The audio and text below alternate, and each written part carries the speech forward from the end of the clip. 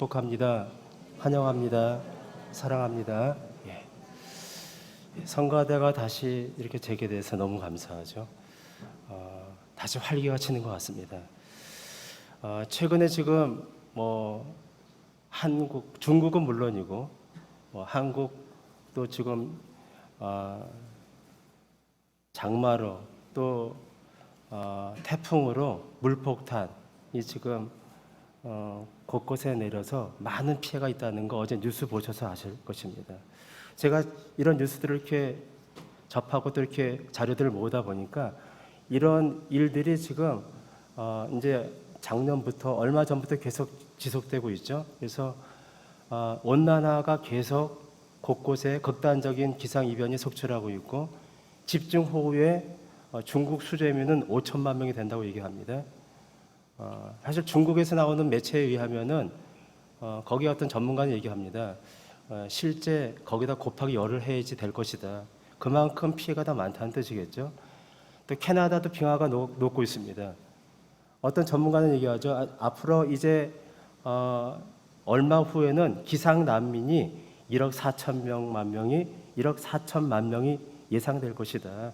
들끓는 곤충들, 각종 질병도 창궐하게 될 것이다. 알프스에서는 대빙하가 붕괴 위험이 있어서 주민이 긴급 대피했다고 들었습니다. 그래서 어떤 전문가가 이렇게 얘기합니다. 이제는 이런 기후 재앙이 특별한 것이 아니라는 것이죠. 이제 이런 것들이 일상이 될 것입니다. 지금 현재 온난화 때문에 이런 역풍을 받고 있어. 당연히 하나님께서 우리에게 명하신 창조 명령, 문화 명령을 인간이 잘 감당하지 못했죠. 타락하고 산업의 문명의 이기로 우후죽순 바벨탑을 쌓고 자연을 파괴하고 동물들을 마음대로 죽이고 이렇게 하면서 자연으로 인해서 역풍을 당하고 있는 것은 당연한 사실입니다. 근데 이런 이제 사건들이 간헐적으로 가끔 있는 것이 아니고 이제는 몇십 년 만의 사건이라고 이렇게 얘기하지만 앞으로는 제 말이 아니고 전문가의 말입니다. 이런 삶이, 이런 기후 재앙이 일상이 될 것이다. 전염병도 그렇게 일상이 될 것이라고 얘기하니 참으로 마음이 씁쓸합니다.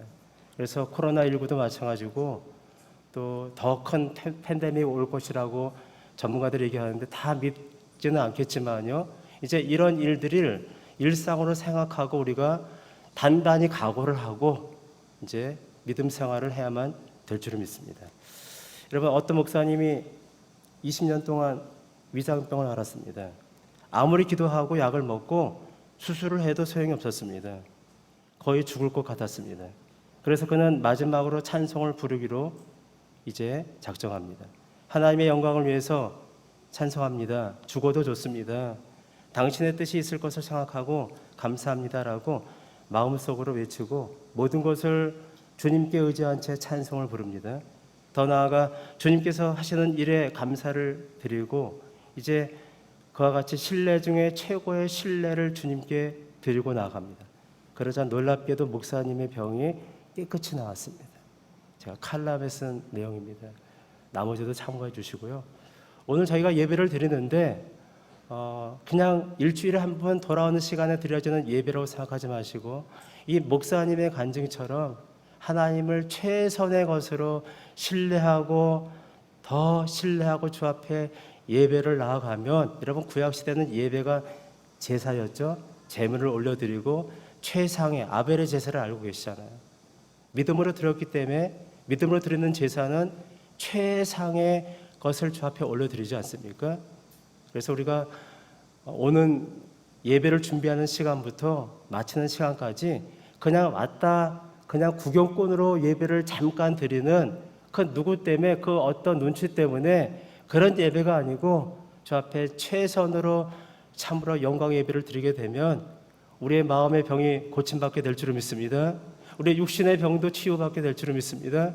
우리의 삶 가운데 그 모든 얽히설키 그렇게 있었던 그런 난제들이 문제들이 결박들이 끊어지고 해결되는 놀라운 역사가 나타나게 될 줄을 믿습니다. 오늘 말씀은 이제 지난 주의 말씀과 이어지는 연결되는 말씀이죠. 오늘 본문의 말씀은 해당 장이 자기 딸의 치유를 위해서 예수님께 이제 간곡히 부탁을 드리죠. 그래서 예수님이 이제 신의 능력으로 안수해 주셔서 자신의 죽게 된 딸을 안수하시면 거뜬히 낫게 해 주실 것을 이제 믿고 같이 예수님과 함께 동행하며 이제 그것을 통해서 거뜬히 나았다는 단순한 기사가 결코 아닙니다. 이미 잘 아시는 것 같이 오늘 본문의 말씀은 훨씬 더 그것보다 더 중요한 교훈을 우리에게 선포하고 있습니다. 믿음의 실현에 대한 말씀이죠. 저 제목은 그냥 당신의 딸이 죽었나이다라고 했지만 더 깊은 의미의 주제는 믿음의 실현에 대한 그런 말씀입니다. 여러분, 회당장 야이로는 주님의 능력을 확신하고 주님께 나가서 딸의 치유를 간곡히 부탁드립니다. 23절 말씀이 그 말씀을 하고 있죠. 그리고 딸이 있는 집으로 가는 과정 가운데 커다란 문제가 생기는 것이에요. 그것이 바로 지난주에 같이 나눴던 혈례병 앓은 여인에 대한 치유 사건입니다. 그렇죠? 이 사건이 이제 닥치면서 회당장이 이제 큰 비보를 당하면서 오늘 말씀처럼 큰 위기를 당하는 것이에요. 그러면서 빚어지는 그런 시련 가운데 빚어지는 그런 내용이 오늘 본문의 말씀의 초점이다. 여러분, 우리 자신의 문제도 마찬가지죠. 우리가 주 앞에 열심히 기도합니다. 주 앞에 믿음으로 주님을 의지하고 치유에 대한 확신을 갖고 주 앞에 나아가서 간곡하게 주 앞에 의지하고 나아갑니다. 오늘 해당장이 읽은 말씀은 아니지만 23절 말씀 보게 되면 그런 마음으로 그 간절하게 예수님께 찾아간 것 같아요. 주님의 소문을 듣고 그래서 주님께서 이제 와서 내 딸에게 안수해 주시고 그렇게 치유해 주시면 낫게 될 것을 믿고 간곡한 마음으로 주 앞에 가서 그렇게 의지하고 나아갑니다. 여러분, 그것을 돌아보면서 우리 자신들을 한번 생각해 볼 수 있다는 것이죠.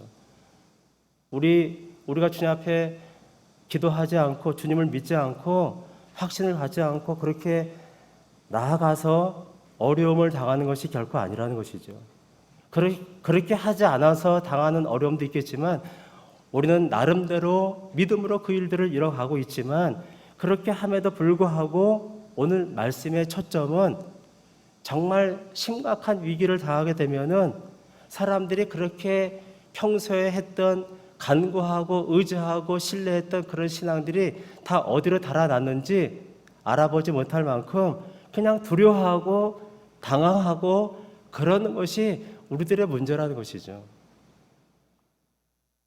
그래서 오늘 이 말씀처럼 이 말씀을 통해 주신 영적 교훈처럼 믿음의 시련을 만날 때 그것이 정말 치명적인 어떤 시련을 만날 때 어떻게 우리가 넘어지지 않고 정말 굳굳하게 서 있을 수 있느냐 하는 것이 우리의 신앙의 숙제이고 과제라는 것을 오늘 본문이 우리에게 말씀해 주고 있는 것이다. 해당장 야이로는 예수님께 나와서 자기 딸을 낳게 달라고 간청하고 이제 그 주님과 함께 동행하고 이제 주 앞에 나아가고 있습니다. 얼마나 감사합니까? 주님께서 회당장 야이로의 개인의 간청을 들으시고 그의 집에 이제 동행하고 계신 것이에요.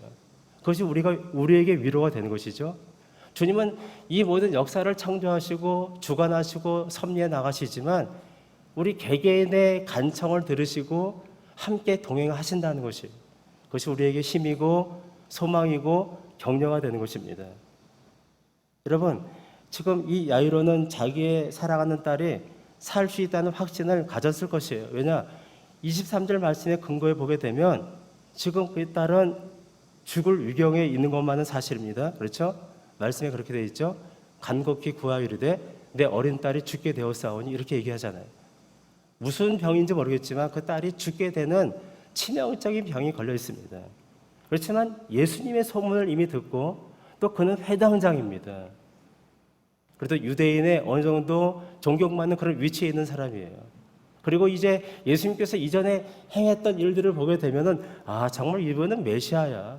이렇게 놀라운 기적과 표적을 일으키고 많은 사람들의 병을 고쳐주시고 정말 주님과 함께 주님을 모시고 우리 집에 가서 이제 주님께서 한 번만 안수해 주시면 내 딸이 분명히 나을 것이야 라고 기대를 하면서 주님과 함께 동행하고 있다는 것이죠. 우리도 주님과 함께 우리 신앙생활을 한다는 것은 동행하고 있다는 뜻입니다. 그렇지만 주님과 함께 동행한다고 아무런 일이 일어나지 않는 것이 결코 아니라는 것을 우리에게 너무도 상식적인 것이지만 우리에게 말씀하고 있어요. 주님과 함께 동행한다는 사실이 항상 평탄하지 않다는 것을 우리에게 말씀하고 계신 것이에요. 그것은 앞에 여러 가지 사건에서도 우리에게 교훈하고 계셨습니다. 성경은 실제적인 책이죠. 성경은 신화가 아닌 것입니다. 실제적인 우리의 인생의 고락과 그 생사 화복에 대한 부분들을 만져주시고 그것을 이뤄가시는 그런 하나님의 말씀입니다. 예수님과 동행만 하면은 모든 것이 잘 될 것이라고 얘기하는 그런 축복신앙은, 기복신앙은 그것은 잘못된 것이에요.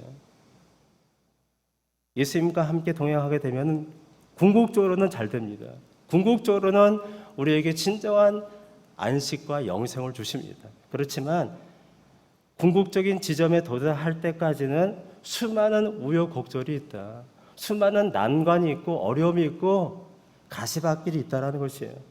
뭐 제가 말씀드리지 않아도 다 아시잖아요. 인생을 살아오신 우리 어르신들은 산전수전 다 겪으셔서 그런 그 모든 인생 가운데 고난이 있다는 것을 너무도 잘 알고 계시잖아요. 그렇죠? 그 많은 우여곡절 가운데 오늘 본문의 말씀의 핵심은 이제 어떤 사건이냐면 바로 그 우여곡절의 실현이 혈류병 앓은 여인의 개입을 통해서 나타나는 사건입니다. 자, 주님께서 그 여인을 치유하시고 또 여인을 불러서 세우시면서 대화를 하시면서 그러는 가운데 이제 길을 멈추셨죠. 주님께서 길을 멈추신 때는 우리가 어떻게 동행하지만 어떻게 해야만 되고 또 우리가 무슨 목적으로 그렇게 동행하시다가 그런 위기들을 허락하신지를 깊게 생각하고 교훈받아야만 됩니다. 여러분, 이 말씀이 실제적인 사건이었고 이것을 통해서 성경에 기록해 주셨고 오고는 우리 모든 사람들에게, 믿음의 사람들에게 교훈 주시기 위해서 이 말씀을 우리에게 오늘도 허락하고 계신 것입니다. 크게 두 가지만 생각해 보겠습니다. 우리 주님께서 길을 가시다가 멈추실 때가 있다. 우리와 함께 손을 잡고 동행하시다가 길을 멈추실 때가 있는데 그 이유가 무엇인가? 두 가지를 같이 한번 살펴보겠습니다. 첫 번째는 우리 주님이 가시던 길을 멈추시는 이유는 우리의 믿음을 새롭게 해주시게 한 것이에요. 우리의 믿음을 갈아주고 닦아주고 빛내주고 더욱더 견고한 확신에 찬 믿음으로 세워주시기 위한 것이에요. 여러분, 믿음은 어떤 혹자는 나무에 비유를 했습니다. 나무. 한 그루의 나무가 있습니다. 아, 나무가 있구나. 아주 우리 교회도 처음에 이사 와서 어린 나무들을 심었습니다. 그리고 잘 우리 관리집사님이 잘 가꾸어줘서 지금은 아주 매미들이 너무도 크게 울을 만큼 아주 울창한 나무들이 지금 우리 교회 옆에 지금 질비하게 이렇게 세워져 있죠. 처음에는 되게 어린 나무였어요. 여러분, 나무가 이제 자라나는데 나무를 손질하고 관리하는 자들은 사실 잘 아실 것이에요. 한 그루의 나무가 그냥 저절로 자라는 것은 결코 아닙니다. 처음에 어린 나무를 세워주기 위해서는 버팀목을 만들어주고 가지치기도 하고 그렇게 하면서 이제 그 나무를 잘 이제 세워 나가잖아요. 여러분, 이번에 지금 비가 나고 비가 오고 홍수가 엄청나게 물폭탄이 내려지고 그렇게 하다 보니까 지금 수많은 뭐 전보산 때도 막 뽑혀지고 뭐 집이 막 그냥 무너지고 난리가 아니잖아요. 오늘 성가대가 부른 찬양이 무엇입니까? 주는 반석, 주는 반석. 여러분, 모래 위에 지은 집과 반석 위에 지은 집을 알고 계시죠? 모래 위에 지은 집은 뿌리가 내려지지 않았기 때문에 비가 오고 창수가 나고 바람이 불게 되면 당연히 넘어지게 되는 것이에요. 나무도 마찬가지죠. 나무가 자라기 위해서 버팀목을 만들어주고 그 다음에 큰 비가 오게 되면은 막 그냥 땅에 헤치게 되죠. 그러면 그것을 잘 또 가꿔주게 되지만 그런 바람과 어떤 그런 여러 가지 시련들을 통해서 뿌리가 자연적인 법칙이죠. 계속 바람을 더 맞게 되면은 뿌리가 점점 깊어지게 되는 것이에요. 그렇지만 온실 속에서 그 나무를 그대로 똑같은 나무를 심고 밖에 두어서 그 나무를 바람을 맞게 하고 똑같은 나무를 심었습니다. 나중에 시간이 지나고 나게 되면은 천지차입니다. 온실 속에서 전혀 바람을 받지 않은 그런 나무는 아주 미약한 것이에요. 실제적인 사건이잖아요. 그렇지만 이제 밖에서 바람을 맞고 또 여러 가지 자주 흔들리면서, 여러분 흔들리게 되면은 그것을 생존하기 위해서 뿌리가 점점 깊어지게 되는 것이에요. 더 깊이 내려지게 되고, 그러면서 조금 더 성장하고 또 더 큰 바람 불게 되면 더 큰 뿌리를 깊게 내리게 되고, 그렇게 나무가 튼튼하게 자라나가는 것입니다. 마찬가지로 신앙도 마찬가지죠. 온실 속에서 자란 그런 신앙은 그런 시련을 당하게 되면은, 핍박과 여러 가지 환난을 당하게 되면은 견디지를 못하는 것이에요. 씨 뿌린 자에 비해서 그 말씀 우리에게 잘 말씀해주고 있잖아요. 이와 마찬가지로 이런 목적을 위해서 우리를 시련의 현장으로 주님이 데리고 가시는 것이다. 자, 35절 말씀을 우리 성경 펴놓으셨죠? 같이 한번 우리 합독합니다. 시작. 아직 예수께서 말씀하실 때 회당장의 집에서 사람들이 와서 회당장에게 이르되 당신의 딸이 죽었나이다. 어찌하여 선생을 더 괴롭게 하나이까?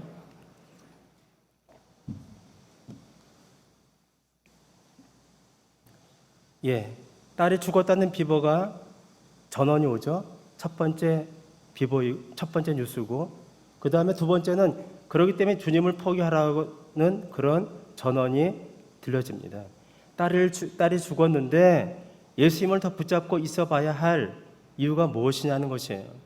빨리 집에 가셔서 곡하는 그런 일에 동참하시고 그렇게 해서 그 장례를 치르면 되지 않겠느냐, 그런 말을 하고 있는 것이죠. 이 같은 미개의 시련에 봉착한 회당장의 마음은 착잡했을 것입니다. 딸이 죽었다는 낭만감, 혈류병 여인 때문에 시간이 지체되었다는 그런 원망감, 또 자기 자신을 자조하면서 자기 자신의 탓을 돌렸을 수도 있고요. 또 누구 탓을 돌리면서 또 혈류병 여인에 대한 원망은 물론이고, 더 나아가서는 예수님께도 원망을 했을 거라고 생각합니다. 왜 주님은 내 마음을 알아주지 못하실까? 왜 지금 현재 내 딸이 죽게 되었다고 그렇게 간곡하게 말씀을 드렸는데 왜 가시는 길을 그렇게 천천히 가셨을까? 제 생각입니다. 그렇게 얘기하지 않았을까? 왜냐하면 지난번에 사건을 보게 되면 주님은 사실 의도적으로 혈류병 여인의 사건을 의도적인 사건이라 말씀드렸죠. 천천히 가시고 그 여인이 병고의 몸으로 주님 앞에 손을 댈 수 있도록 허락하셨단 말이죠. 자, 그렇게 해서 이제 그렇게 이 여자를 붙잡고 시간을 쓰시는 그 주님을 바라보면서, 야, 주님께서 왜 그렇게 나의 그런 긴박한 상황을 깨닫지 못하실까? 예수님도 별 수 없다고 그렇게 원망하고 그렇게 하지 않았을까요? 그렇게 종의 말을 듣고서 그런 마음이 끊임없이 혼란 가운데 그 마음을 이제 스쳐 지나갔을 것입니다. 이때 두 가지 중 하나를 선택해야만 되는 기로에 서 있는 것이죠. 하나는 집에 가서 죽은 딸을 보든지, 그렇지 않으면 예수님께 모든 기대를 걸고 그냥 나아가는 것입니다. 어떤 것이 쉽겠습니까? 당연히 전자가 더 쉽겠죠. 예수님을 의지하고 그냥 나아간다는 거 불가능한 것입니다. 딸이 죽었는데 그럴 필요가 없는 것이에요. 다시 35절 말씀을 보시게 되면은 중요한 아주 단서가 있죠. 아직 예수께서 말씀하실 때라고 되어 있습니다. 그때가 언제이죠? 바로 34절 말씀이잖아요. 예수님께서 말씀하실 때 비버가 오게 된 것입니다. 34절 말씀을 우리 같이 한번 다시 합독하겠습니다. 시작. 예수께서 이르시되 딸아, 내 믿음이 너를 구원하였으니 평안히 가라. 내 병에서 놓여 건강할지어다. 여러분, 내 믿음이 너를 구원하였다는 말씀에 주목해야만 됩니다. 야이로는 혈류증 여인에게 주신 주님의 말씀을 지금 옆에서 듣고 있는 것이에요. 사실상 이 말씀을 들어야만 되는 대상은 첫 번째는 혈류증 아는 여인이지만 그렇지만 현재 지금 야이로는 누구라고요? 회당장입니다. 많은 사람한테 존경받는 그래도 믿음의 경주에 웬만치 들어갈 수 있는 예수님의 손을 대지 않아도 만지지 않아도 주님에 대한 신뢰를 가지고 그런 믿음의 경주에 들어갈 수 있는 회당장 야이로라는 것이죠. 1차적인 대상은 혈류증 앓은 여인이었지만 주님은 바로 이 말씀을 통해서 중요한 무엇을 깨달아야만 되는 대상이 바로 야이로라는 것을 말씀하고 계신 것이에요. 왜냐하면 바로 35절 아까 읽은 말씀에 보게 되면 당장 회당장의 믿음의 시련을 당하기 때문에 그렇습니다. 딸이 죽었다는 비보로 말미암아 커다란 믿음의 시련을 당할 회당장 야이로를 위해서 주님께서 미리 주시는 말씀이에요. 회당장의 필요와 어려움을 주께서 미리 알고 계시고 그래서 이 사건이 이렇게 전개되고 있다는 것이죠. 예수님께서는 우리가 앞으로 당할 어려움과 비보를 아실까요? 모르실까요? 당연히 알고 계시죠. 주님은 전지하신 하나님이십니다.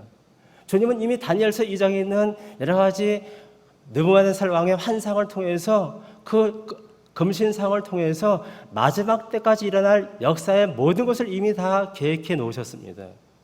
주님은 마지막 때 일어날 그 모든 일들을 이미 성경에 기록해 놓으셨고 그 모든 일들을 당신의 주권적인 섭리로 지금도 이뤄가고 계십니다. 주님은 점쟁이가 아니죠. 주님은 참 하나님이신 것이에요. 주님은 이 모든 것을 다 이미 알고 계신 것이에요. 과거, 현재, 미래가 우리는 그 시간을 초월하지 못하기 때문에 그 시간 안에 머물러 있지만 시간 안에서 우리는 진행되고 있지만 주님은 시간을 초월하시잖아요. 여러분 시간이라는 것은 4차원의 세계에서 우리가 하는 것이고 4차원을 뛰어넘게 되면은 시간을 넘나들 수 있는데 이것이 소위 타임머신이죠. 여러분 타임머신 사람이 만들 수 있을까요? 사실 불가능합니다. 우리가 살고 있는 4차원을 넘어갈 수 없는 것이에요.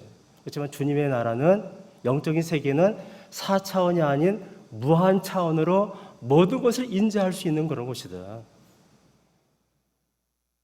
우리에게 소망이 있는 이유는 예수님께서 회당장 야이로가 당할 비보를 이미 알고 계셨다라는 것이에요.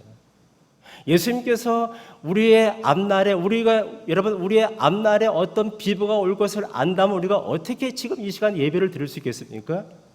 당장 내일 어떤 위기를 당한 일들이 우리에게 닥친다면 그것을 우리가 미리 안다면 어떻게 우리가 마음 편하게 잠을 잘 수 있냐는 것이에요. 우리는 미래를 알 수 없어야만 되는 것이에요. 알 수 없는 것이 하나님의 복인 것이에요. 그렇지만 주님은 우리의 미래를 이미 다 알고 계신 것이에요. 회당장 야이로가 당할 비보를 이미 다 알고 계신 것이에요.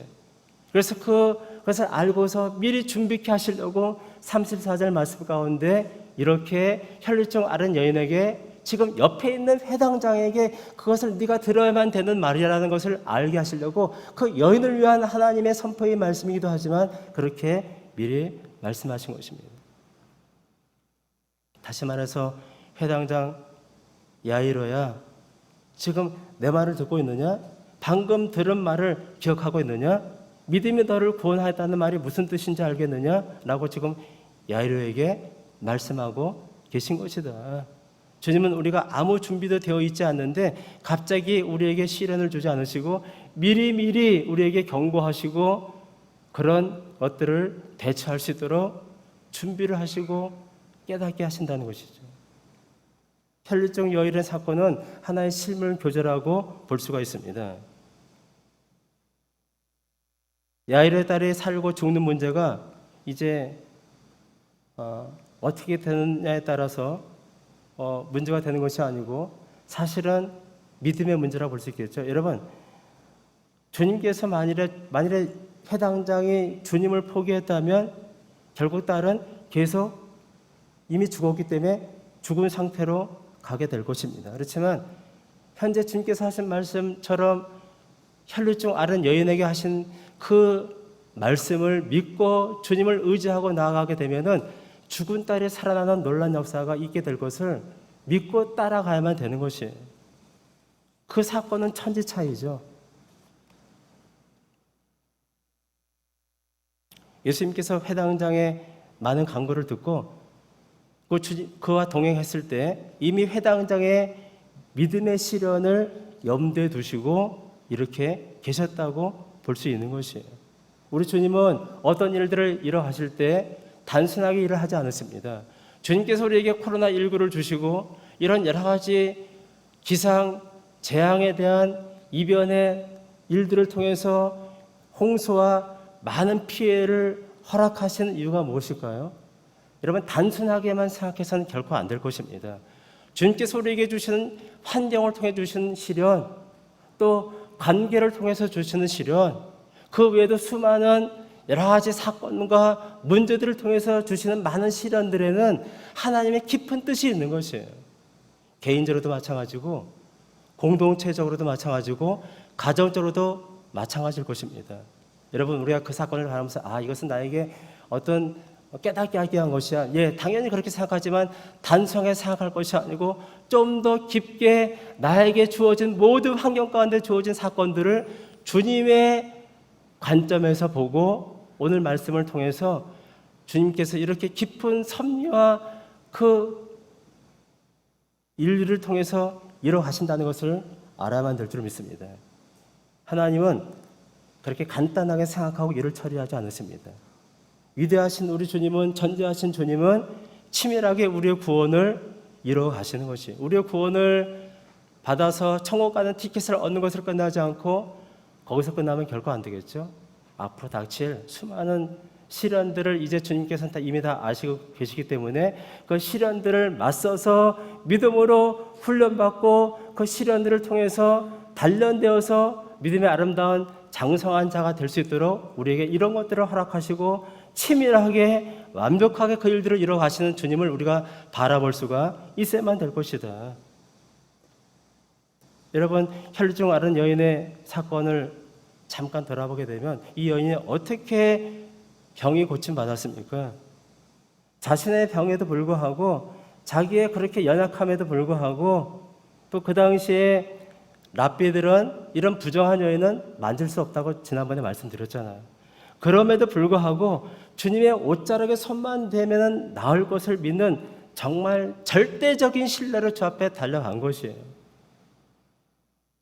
그래서 내 믿음이 너를 구원했다고 주께서 선포하신 말씀은 그런 혈루증 앓은 여인에 대한 절대적인 신뢰에 대한 그 칭찬을 하시는 일이기도 하고 이 사건을 통해서 그 여인을 치유하는 사건이기도 하지만 옆에 있는 앞으로 닥칠 비보를 당할 야이로에게 또 우리에게 말씀하고 계신 것이에요.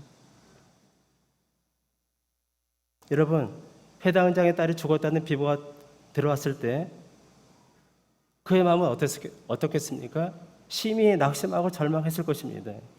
여러분, 우리가 주님과 함께 동행하는 삶을 살아갈 때에는 참으로 기쁨이 있고 참으로 안식이 있고 때로는 우리에게 정말 놀라운 하나님의 놀라운 그 은혜를 통해서 우리가 참으로 좋은 가르침을 받고 은혜를 받고 감사하고 찬송할 때가 많이 있어요.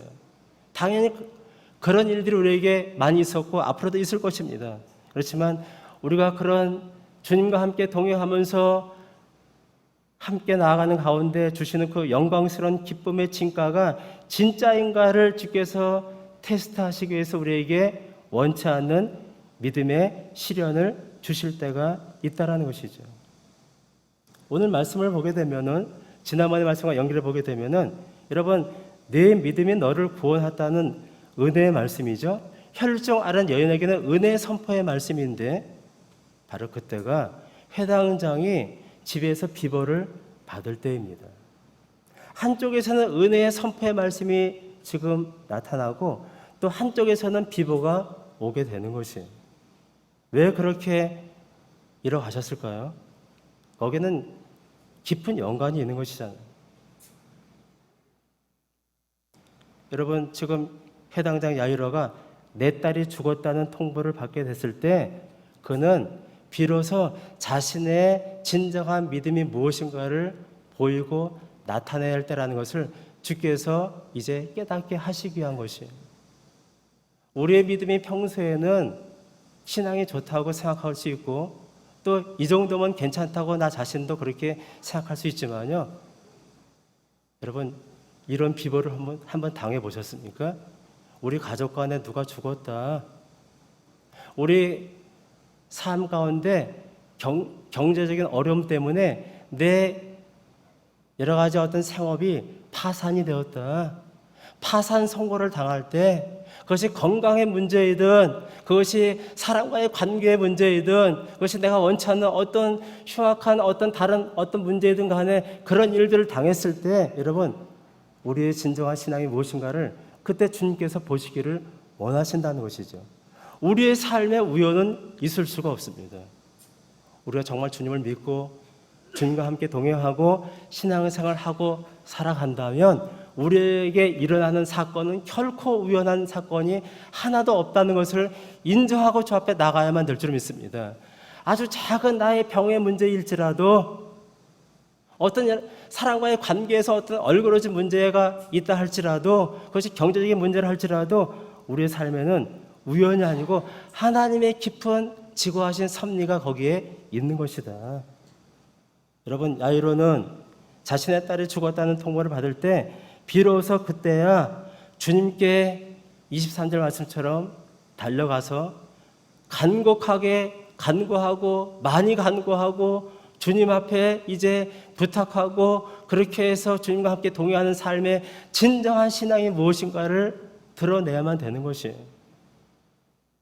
그냥 일반적으로 그렇게 주님 앞에 동행하고 가서 그 딸이 낳게 되면은 해당장 야일에게는 진정한 믿음의 그런 삶이 무엇인가를 깊게 깨닫지를 못할 것입니다. 아, 우리 주님은 대단하신 분이시오. 정말 주님은 위대하신 분이시지. 그렇게 극찬을 할 수 있는 것, 그것은 귀신들도 할 수 있는 것입니다.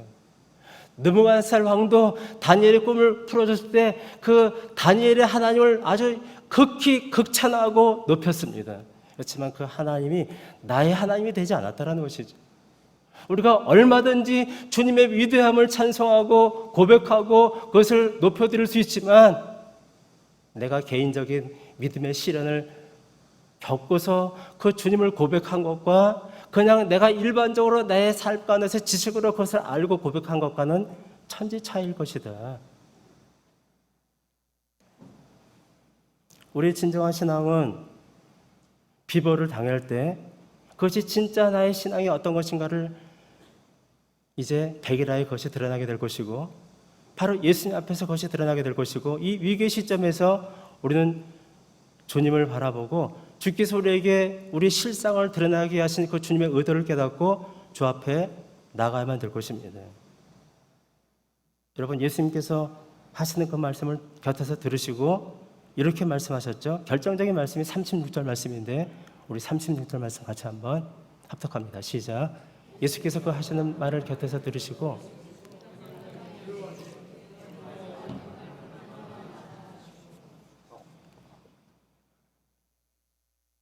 이런 말씀이죠. 내가 혈류증 여인에게 지금 조금 전에 한 말을 너는 기억하고 있느냐? 네 믿음이 너를 구원했다고 내가 말하지 아니하였느냐? 그러므로 그 말을 들었다면 너도 두려워하지 말고 믿기만 해라. 계속해서 믿으라. 처음에 믿음을 저버리지 말고 끝까지 믿고 신뢰하라. 이렇게 말씀하고 계신 것이에요.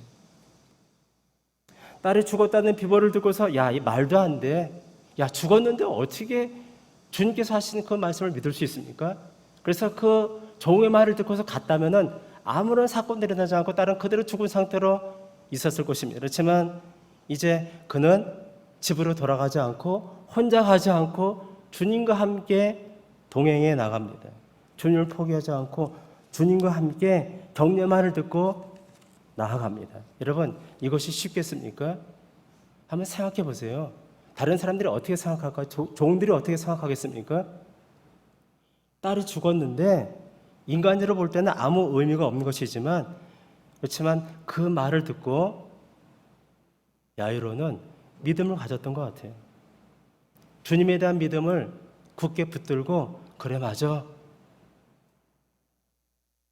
그 주님을 의지하고 내가 주 앞에 나아갈 것이야 라고 결단했을 때 이제 역사가 일어나게 되는 것이에요. 그래서 이어지는 두 번째, 주님께서 가시던 길을 멈추시는 두 번째 이유는 지금까지 받은 복보다는 훨씬 더 큰 복을 우리에게 주시기 위해서 이런 시련들을 주시는 것이다 라고 볼 수가 있습니다. 여러분, 깊은 복일수록 더 큰 위기가 우리에게 닥치게 됩니다. 큰 고난은 큰 하나님의 영광의 일들을 나타내기 위한 하나님의 계획 가운데 있는 것입니다. 여러분, 요한복음의 나사로를 알고 계시죠? 요한복음 11장 5절과 6절 말씀 띄워주시고 같이 한번 합독합니다. 시작. 예수께서 본래 마르다와 그 동생과 나사로를 사랑하셨더니 나사로가 병들어 땀을 들으시고 그 계시던 곳에 이틀을 더 유하시고. 여러분, 나사로가 죽은 사건 알고 계시죠?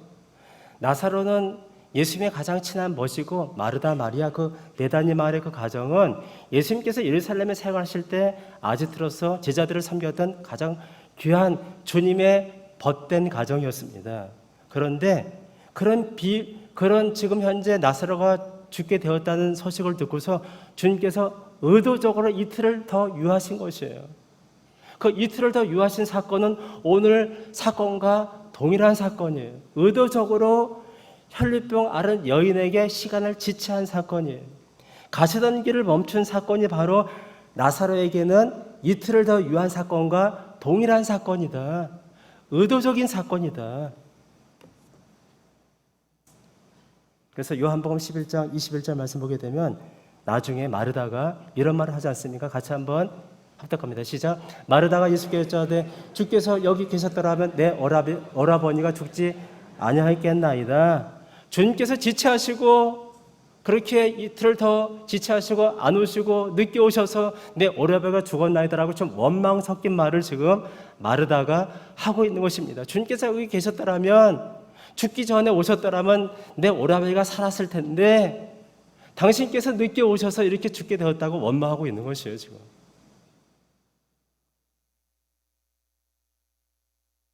여러분, 이 사건은 의도적인 사건이죠.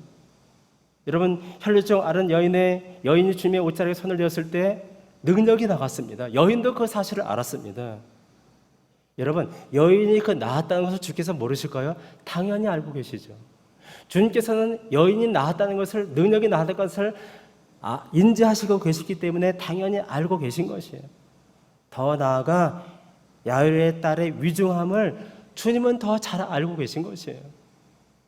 그러니까 주님은 그래, 딸이 그 혈류증 앓은 여인이 나의 옷에 그렇게 간절하게 손을 대서 나왔구나, 그래 잘 됐구나 라고 아시면서 빨리 재촉하실 수도 있었지만 주님은 의도적으로 여러 가지 이유가 있습니다. 믿음의 공동체에 다시 들어가게 하는 주님의 자유의 선포의 말씀도 있지만 다 거두절미하고 이 사건을 통해서 회당장 야이로에게 보여주실 놀라운 복을 염두에 두시고서 의도적으로 지체하고 계신 것이다. 그래서 딸의 비보를 듣게 하신 것이다 라고 볼 수가 있습니다.